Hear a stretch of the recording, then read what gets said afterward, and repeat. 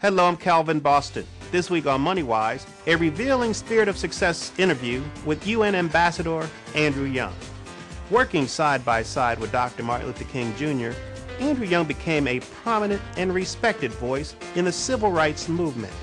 As a minister, former mayor of Atlanta, businessman, and former ambassador to the United Nations, Andrew Young has continued to use his voice to empower the lives of people all over the world. Ambassador Young, I want to welcome you to MoneyWise. Thank you very much. Why don't you share with our audience what you've been doing recently? Well, actually, I've been continuing the civil rights movement. Martin Luther King talked about redeeming the soul of America from the triple evils of racism, war, and poverty. And he was killed as he started the Poor People's Campaign. And the challenge for America now is for us to make sure that democracy and capitalism are working for the poor.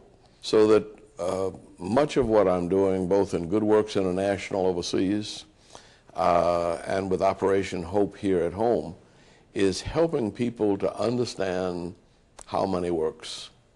And it's amazing how little we know. And I count myself a victim in this. I deliberately, along with Martin Luther King and most of us in politics, decided that we could not make money and that we had to remain poor in order to help others in the system.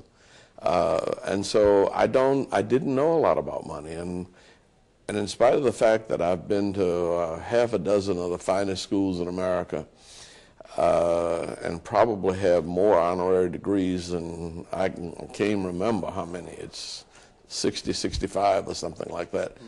Nobody ever taught me about money. And so I found myself, after having been a congressman on the banking committee, ambassador to the UN, and becoming mayor of Atlanta, none of which pay any decent salaries, and with 3 kids in college and law school, engineering school, that while I wasn't deeply in debt, I had floated a lot of loans, and I was paying much too much in interest. I say that at the end of all of this, when somebody sat me down from one of our banks and decided to help me, as I say, back like white folks. Mm-hmm. They saved me $973 a month. Why did you and Dr. King and others feel you needed to, as you say, stay poor? Well, every big movement led by somebody black up until the time we came along was interfered with. Well, first of all, we were charged with being in it for the money. And there were all kinds of financial investigations. My taxes were audited every year. And we couldn't make money and help everybody else. And so for the most part, even as late as the Olympics, in order to make sure that the Olympics was a private run financial business, I, as chair, was probably the only person that didn't receive a salary. And I learned that from Tom Bradley in Los Angeles, that in order to be able to maintain the integrity of the institution with city politics and keep it out of the city budget and run it as a business, he denied himself any reward. So it's a sacrifice that good politicians and good leaders have made. There are very few leaders that of real integrity that end up rich. Why still fight for civil rights today? Well, it's more civil rights. We have the right to vote, but we don't have the right to access to capital.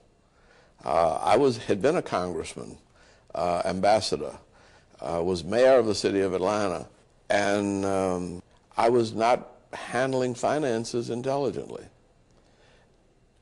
And I was a conservative spender. I mean, I bargained for my automobiles. I had a a $2,000 note on a Ford that I put $400 down on, and I drove it 200,000 miles. I mean, I wasn't spending money irresponsibly, but trying to maintain a home on a politician's salary, and my wife is a teacher's salary, and send kids to college and law school and engineering school and get master's degrees, even though they got some scholarship help.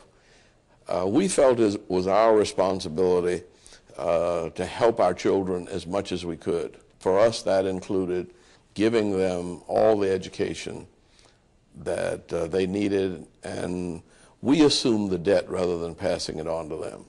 And we felt that if we could, we would help them buy their own home. Now, I've done that. But in the process of doing that, it left my own finances very much messed up, have no retirement, and very little, if any, savings. I own a home, but that's about the end